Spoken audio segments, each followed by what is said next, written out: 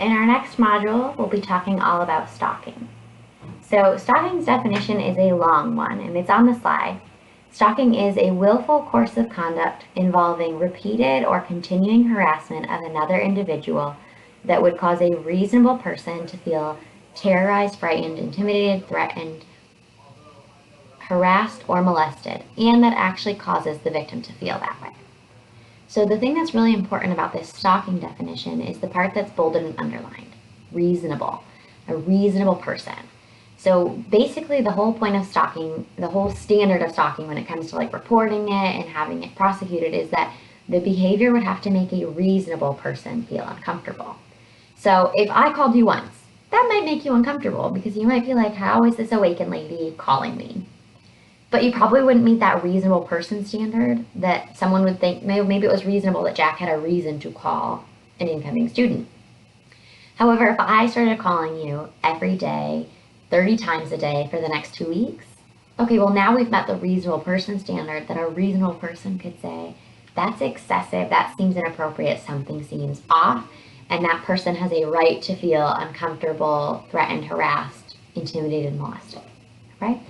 So when you're reporting stalking or something like that, it's up to the folks who are being reported to. So like at the university, it's up to the hearing officer to decide if a reasonable person would have felt uncomfortable.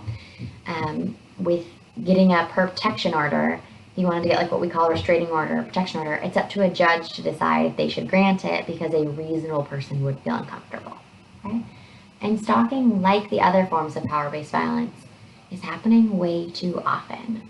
So studies show that 1 in 6 women and 1 in 19 men will at some point experience stalking throughout their lifetime. Okay? And like our other forms of power-based violence, there are a lot of misconceptions when it comes to stalking. So as we go through these statements, I want you to first think in your own head, do I think that's a myth or a fact, and why? Okay? So our first one, stalking behaviors are misinterpreted romantic gestures. Let me get my pen out. This one is a myth. But this is something that we hear a lot, right? Like, I think some TV shows do a good job of showing this, that people misinterpret that when you constantly are calling someone that, oh, they just really like you. That's not sweet and not romantic. It is excessive and it would make someone feel uncomfortable. Love's all about respect, and if you respect somebody and they're telling you to stop, to leave them alone, that they're not interested, if you actually truly care about them, then you would stop and back off and respect their boundaries. Okay? Number 2, stalkers are always strangers to their victims. This one is also a myth. But like with sexual assault, many of us are taught about stranger danger, right?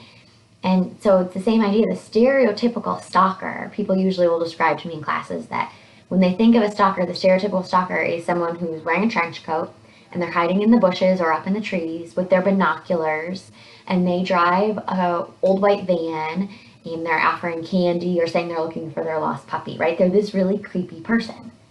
And some stalkers sure might look like that and they might be a stranger.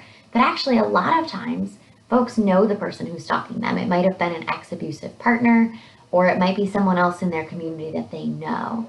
And stalkers look like everyday people. They might not look like that creeper in the bushes. Okay? Oh my gosh, which I totally just gave away the next one. The next one is stalkers are always the stereotypical creepers who hide in the bushes. Of course, this one is also a myth. So the problem with all of these different myths is then when folks are being stalked, sometimes they don't recognize that what's happening to them is stalking because it's not what they've been taught that stalking looks like. Okay, our last statement for this section. 4, stalking laws first emerged in the United States after many celebrities were being stalked. And this one is the fact. So most states' legislation about stalking started popping up in the 90s, and a lot of it was that people who were famous were experiencing it, and we realized we needed laws to stop them from doing it because it was inappropriate, but there was a lot of loopholes that folks could get around before.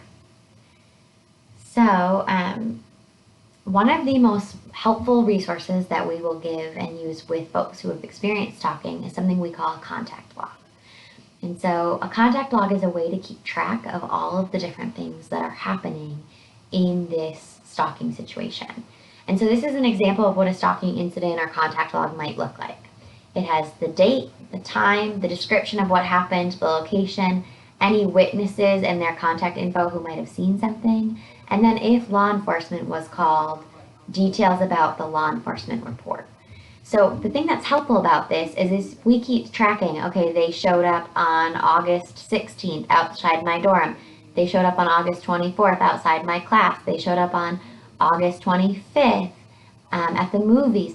If we do this and we keep keeping track of all these different times and places that that person is showing up, it helps to build that reasonable person standard if the survivor ever decides they want to report it or they want to attempt to get a protection order against this person so this person can't keep contacting them. It helps to show a judge or a contact officer, look how much is happening. A reasonable person would have a right to feel uncomfortable because this is excessive and making me feel unsafe. So if someone's choosing to try to pursue a protection order in our area in Cookeville, they could go to the Family Justice Center. And the Family Justice Center is where folks will actually apply for it. And what I love about that is then you have trained advocates who will sit down and help you fill out the paperwork and can provide crisis intervention and safety planning. Project Awaken is another resource that we can help folks fill out these contact logs and do some safety planning if they think that they are being stalked or that someone they care about is being stalked.